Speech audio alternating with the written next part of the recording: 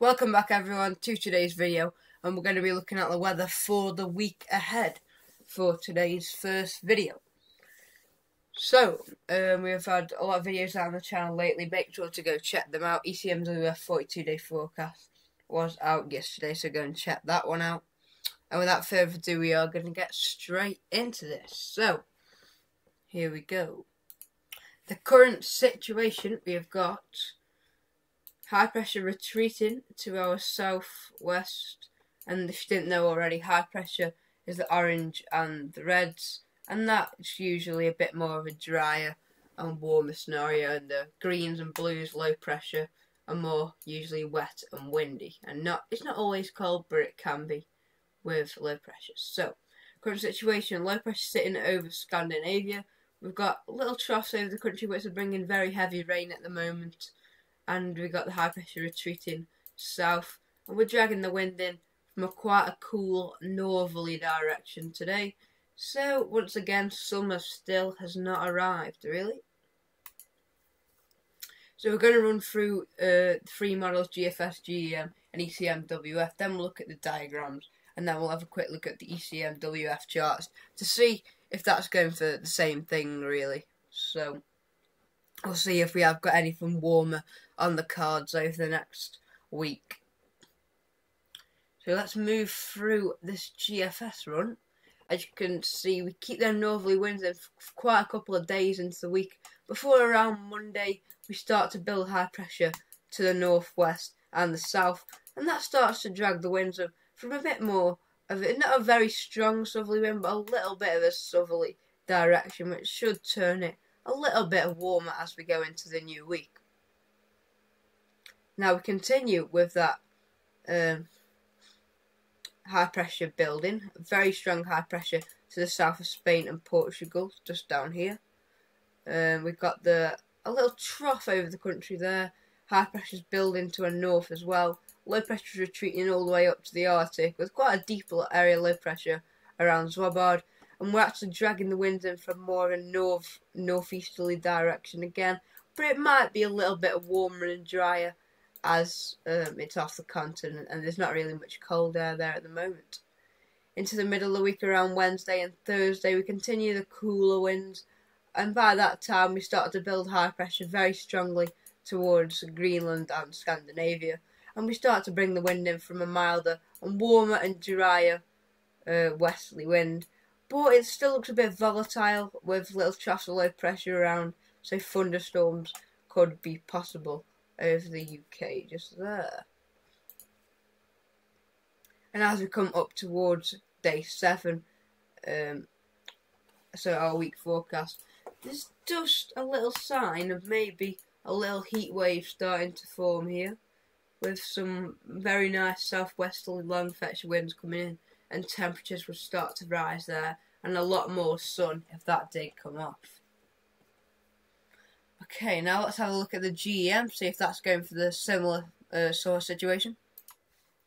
Okay, so GEM once again starts off with these cool, cold sort of northerly winds. We go through once again, we build the high pressure and we go warmer, and then the northeasterly winds set in, but not for long, as by Friday into Saturday we start to get this high pressure really going to the southern areas and to the west, and it looks like we're going to try and break through some westerly winds there, but at this point they're just dragging around the ridge.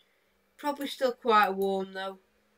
A little trough of low pressure to the south as well, maybe bringing up some thunderstorms as well. So that's a very interesting chart there. Can't really say what's happening. All sorts going on with little troughs, low pressure everywhere, so we'll see what happens with that. And as we go up to the weekend, we carry on, and eventually we do look like we're going to start and getting into them westerly winds and turning a little bit warmer by Saturday next weekend. Okay, now let's have a look at the ECMWF. Once again, we're starting off with them northerly winds. We switch to them more, that looks quite nice there, with them Little trough of low pressure here, maybe a little bit more unsettled, but we're dragging in them milder winds from the south there, so that will be a little bit of a nicer day. On Tuesday, we move through, and then we get the northerly winds pushing in, not for long, and by the weekend it looks like we're getting a little bit of a heat wave here now. A nice area of high pressure building to the southwest here, and we are dragging the wind around this ridge for a time, so a little bit cooler, but we will be breaking through them westerly winds, I would think, after a couple more days. That's how it looks. Go through a couple more days, and we start dragging in a very nice southerly southwesterly wind there. That looks very nice for next weekend if that does come off.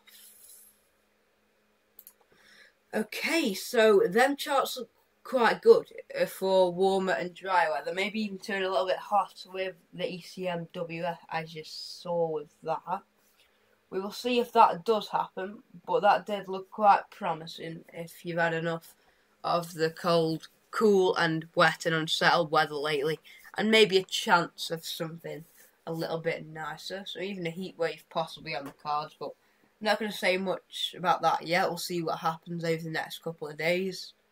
Now let's have a look at the GFS diagrams. Okay, so here are the diagrams for the next couple of weeks. So once again, for London, we are starting off with around average temperatures. We are going to drop below over the next couple of days with them northerly winds. Precipitation at the moment is quite high. We're going to be up and down a bit. Another bit of precipitation here popping up. This will be different in different areas of the country. Then here's that chance of something a bit warmer. Maybe a little bit of a sharp, brief sort of heat wave spell of warmer weather. And then it's a bit of a split, goes back down. But then there is signs of obviously something warmer finally getting going up there. So maybe we will see summer arrive eventually, but it's just holding on a little bit.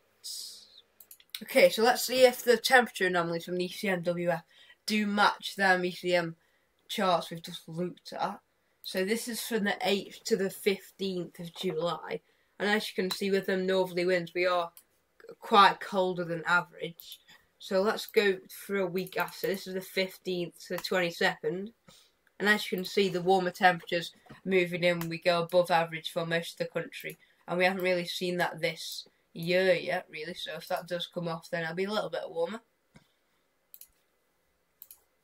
If we go into the end of July, though, strengthening of the temperatures, and it looks quite nice. A bit of a heat wave sort of pattern.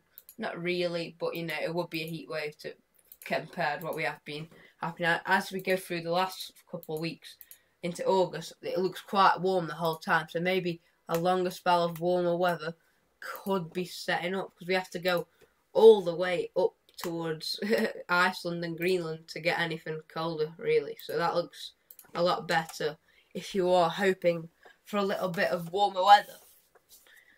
Okay, we are done for today's first video, so thanks everyone for watching.